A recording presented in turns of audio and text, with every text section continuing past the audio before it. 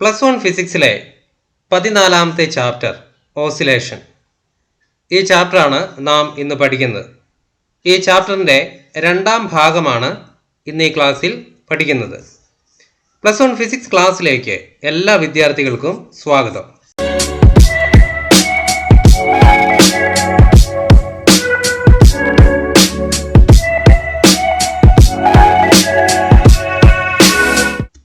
ഓസിലേഷനുമായി ബന്ധപ്പെട്ട് അല്ലെങ്കിൽ പീരിയോഡിക് മോഷനുമായി ബന്ധപ്പെട്ട് നാം അറിഞ്ഞിരിക്കേണ്ട കുറച്ച് ടേംസ് അത് കഴിഞ്ഞ ക്ലാസ്സിൽ നാം പഠിച്ചിരുന്നു. അതിൻ്റെ അടിസ്ഥാനത്തിൽ നമുക്ക് ഇന്ന് പഠിക്കാനുള്ളത് സിമ്പിൾ ഹാർമോണിക് മോഷനാണ്. അപ്പോൾ സിമ്പിൾ ഹാർമോണിക് മോഷൻ എന്താണ് എന്ന് കഴിഞ്ഞ ക്ലാസ്സിൽ പറഞ്ഞിരുന്നു. Simple harmonic motion and uniform circular motion, ഇതാണ് നാം ആദ്യം പരിഗണിക്കുന്നത്. അപ്പോൾ ഇവ തമ്മിൽ എന്താണ് ബന്ധം എന്നുള്ള കാര്യമാണ്. Simple harmonic motion is the projection of uniform circular motion on A diameter of the circle. അപ്പോൾ സിമ്പിൾ ഹാർമോണിക് മോഷൻ എന്ന് പറയുന്നത് ഒരു യൂണിഫോം സർക്കുലാർ മോഷൻ്റെ ഒരു പാർട്ടായിട്ട് തന്നെ നമുക്ക് പറയുവാൻ സാധിക്കുന്നതാണ്. Velocity in simple harmonic motion. നമുക്ക് സിമ്പിൾ ഹാർമോണിക് മോഷൻസിൽ നമ്മൾ മോഷനിൽ പഠിക്കുന്ന കാര്യങ്ങളെല്ലാം ഉണ്ടോ, അതായത് ആ ടേമുകൾ വെലോസിറ്റി, ആക്സിലറേഷൻ, ഫോഴ്സ്, എനർജി എന്നീ കാര്യങ്ങളാണല്ലോ നാം മോഷനുമായി ബന്ധപ്പെട്ട് കൂടുതലും പഠിക്കുക. ഈ കാര്യങ്ങളൊക്കെ സിമ്പിൾ ഹാർമോണിക് മോഷൻ്റെ കേസിൽ നമുക്ക് എങ്ങനെ എഴുതാം, എങ്ങനെയൊക്കെ സൂചിപ്പിക്കാം എന്നുള്ളതാണ് പഠിക്കുവാനുള്ളത്. അപ്പോൾ ചിത്രത്തിൽ കാണിച്ചിരിക്കുന്നത് പോലെ നമുക്ക് ആ ടേമുകൾ ഉപയോഗിച്ചുകൊണ്ട് നമുക്ക് വെലോസിറ്റിയുടെയും ആക്സിലറേഷൻ്റെയും ഒക്കെ ഇക്വേഷൻ ഡിറൈവ് ചെയ്യാൻ ശ്രമിക്കാം. Velocity in simple harmonic motion. The displacement of simple harmonic motion is given by x of t is equal to a cos omega t plus phi. നാം മുൻപിലത്തെ ക്ലാസ്സിൽ പഠിച്ചതാണ്. Differentiating with respect to time we get the velocity. നമുക്ക് displacement ആണ് കിട്ടിയിരിക്കുന്നത്, അതുകൊണ്ട് തന്നെ അതിനെ ഡിഫറൻഷിയേറ്റ് ചെയ്ത് കഴിയുമ്പോൾ നമുക്ക് വെലോസിറ്റി ലഭിക്കുന്നതാണ്. അതിൻ്റെ ഇക്വേഷൻ ഇങ്ങനെ എഴുതാം: v of t is equal to minus omega a sine omega t plus phi. We know sine omega t plus phi is equal to square root of 1 minus cos square into omega t plus phi. ഇത് നമുക്ക് ആ ഇക്വേഷനിലൊന്ന് apply ചെയ്യാം. അപ്പോൾ equation ഇങ്ങനെയായി മാറും: v of t is equal to minus omega a square root of 1 minus cos square omega t plus phi, or v of t, that is the velocity in simple harmonic motion, is equal to minus omega square root of a square minus x square t. ഇതിൽ രണ്ട് കേസുകൾ പരിഗണിക്കുകയാണെങ്കിൽ, at mean position, that is displacement x is equal to 0, the magnitude of velocity v maximum is equal to omega a. Sine തീറ്റയ്ക്ക് അതിൻ്റെ value വരുന്നതിനനുസരിച്ചുള്ള മാറ്റമാണ് ഇവിടെ വന്നിരിക്കുന്നത്.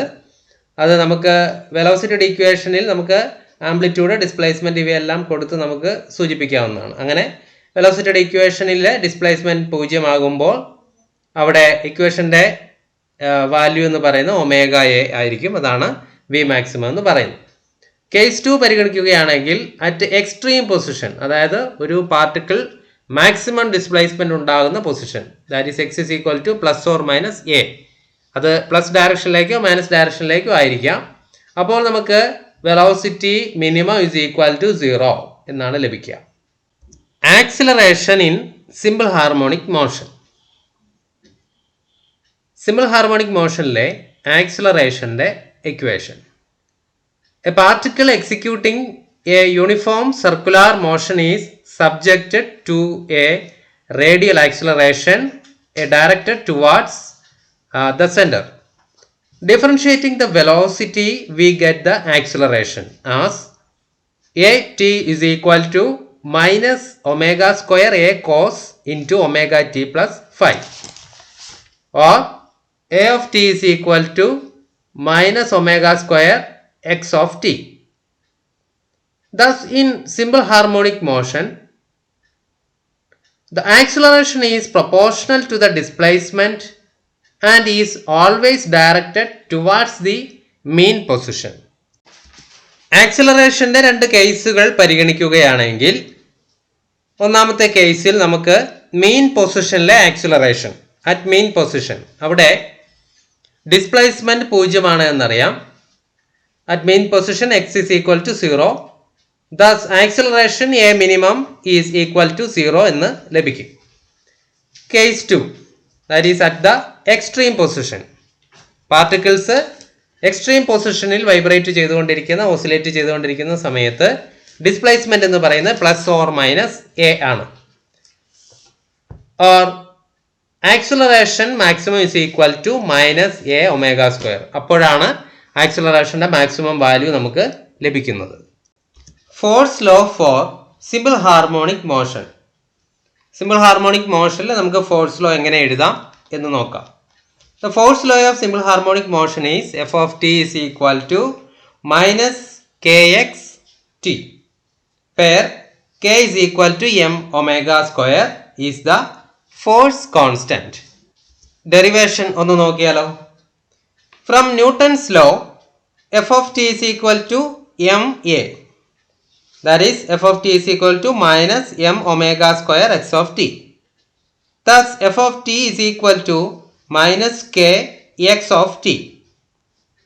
K is equal to m ω². Therefore, omega is equal to square root of k divided by m. Linear harmonic oscillator. The oscillator for which restoring force is a linear function of x or displacement is called linear harmonic oscillator. Non-linear harmonic or anharmonic oscillator. Oscillators in which the restoring force is a non-linear function of x is called non-linear harmonic or anharmonic oscillators. Simple harmonic motionന്റെ differential equation ഒന്ന് പഠിക്കാം. The restoring force acting on a particle in simple harmonic motion is given by F is equal to -kx. From Newton's law, we have force F is equal to ma.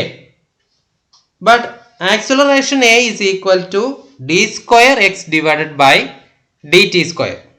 അതായത് ഡിസ്പ്ലേസ്മെന്റിനെ 2 തവണ differentiate ചെയ്യുമ്പോഴാണ് നമുക്ക് acceleration ലഭിക്കുന്നത്.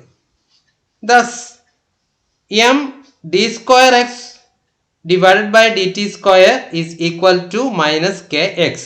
അതായത് simple harmonic മോഷനിൽ നമുക്കൊരു ഫോഴ്സിന്റെ equation അറിയാം, അതുപോലെ തന്നെ ന്യൂട്ടൺസ് ലോ അനുസരിച്ചുള്ള ഫോഴ്സിന്റെ ഇക്വേഷൻ അറിയാം.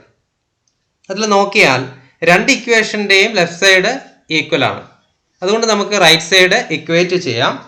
ഇക്വേഷനെ ഇങ്ങനെ ഈ രീതിയിലാക്കി മാറ്റി എഴുതാം. m d² x divided by dt² is equal to -kx. On rearranging the equation, we get d² x divided by dt² is plus kx divided by m is equal to 0. That is, d² x divided by dt² plus ω² x is equal to 0, where ω² is equal to k by m. For an angular displacement theta, the differential equation can be written as d² theta divided by dt² plus ω² theta equal to 0.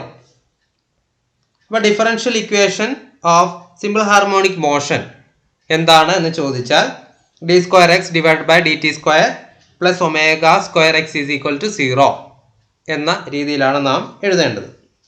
ഇതിൽ angular displacement ആണ് ഉള്ളതെങ്കിൽ, simple harmonic മോഷനിൽ വരുന്നതെങ്കിൽ നമുക്ക് d² theta divided by dt² plus ω² theta equal to 0 എന്ന രീതിയിൽ ഈ ഇക്വേഷനെ എഴുതാവുന്നതാണ്.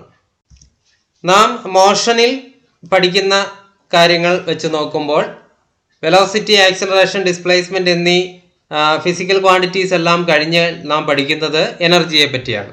ഇപ്പോൾ സിമ്പിൾ ഹാർമോണിക് മോഷനിലും എനർജിയുടെ രൂപം എന്തൊക്കെ രീതിയിലാണ്, എങ്ങനെയാണ് എനർജിയുടെ ഇക്വേഷൻസ് എന്നൊക്കെ ഒന്ന് പഠിക്കാം. സിമ്പിൾ ഹാർമോണിക് മോഷനിലും നാം പഠിച്ചിട്ടുള്ള 2 തരത്തിലുള്ള എനർജിയാണുള്ളത്, കൈനറ്റിക് എനർജിയും പൊട്ടൻഷ്യൽ എനർജിയും. A particle executing simple harmonic motion has both kinetic and potential energies. kinetic energy of a simple harmonic motion. The kinetic energy is given by k is equal to half k a square sin square omega t plus phi. ഇതാണ് kinetic energyയുടെ equation. Thus, kinetic energy is a periodic function of time. The kinetic energy is zero when the displacement is maximum and maximum at the mean position. The period of kinetic energy is t by 2. Potential energy in the case of simple harmonic motion. The potential energy of simple harmonic motion is U is equal to half k a square cos square omega t plus phi. The potential energy of a particle executing simple harmonic motion is periodic with period t by 2. The potential energy is zero at the mean position and maximum at the extreme displacements. Total energy in simple harmonic motion. The total energy is the sum of kinetic energy and potential energy, and it is E is equal to half k a square. The total mechanical energy of a harmonic oscillator is a constant. എനർജിയും ഡിസ്പ്ലേസ്മെൻറ്റും തമ്മിലുള്ള relation കാണിച്ചു തരുന്ന graph ആണ് ഇവിടെ കൊടുത്തിട്ടുള്ളത്. ഇതിൽ potential energy, kinetic energy, അതുപോലെ തന്നെ ടോട്ടൽ എനർജി എന്നിവ രേഖപ്പെടുത്തിയിരിക്കുന്നു. സിമ്പിൾ ഹാർമോണിക് മോഷൻസിലെ എനർജി, അതുപോലെ വെലോസിറ്റി, ഡിസ്പ്ലേസ്മെൻറ്റ്, ആക്സിലറേഷൻ എന്നിവയൊക്കെയാണ് ഈ ക്ലാസ്സിൽ ഇന്ന് പഠിച്ചത്. +1 ഫിസിക്സിലെ 14ാമത്തെ ചാപ്റ്റർ ആയിട്ടുള്ള ഓസിലേഷൻ, അതിൻ്റെ ഭാഗമായിരുന്നു നാം ഇന്ന് പഠിച്ച ഈ ചാപ്റ്ററിൻ്റെ ഭാഗം. ഈ ചാപ്റ്ററിൻ്റെ അടുത്ത ഭാഗം അടുത്ത ക്ലാസ്സിൽ നമുക്ക് പഠിക്കാം. +1 ഫിസിക്സ് ക്ലാസ്സുകൾ നിങ്ങൾക്ക് ലഭ്യമാകുവാൻ ഈ യൂട്യൂബ് ചാനൽ സബ്സ്ക്രൈബ് ചെയ്യുക, ബെല്ലൈക്കൺ എനേബിൾ ചെയ്യുക. ഈ ചാനലിൽ നിന്ന് അപ്ലോഡ് ചെയ്യുന്ന വീഡിയോസ് തത്സമയം തന്നെ നിങ്ങൾക്ക് നോട്ടിഫിക്കേഷനായി ലഭിക്കും. ലൈക്ക് ചെയ്യുക, ഷെയർ ചെയ്യുക. അടുത്ത ക്ലാസ്സിൽ പുതിയ ടോപ്പിക്കുമായി കാണാം. നമസ്കാരം.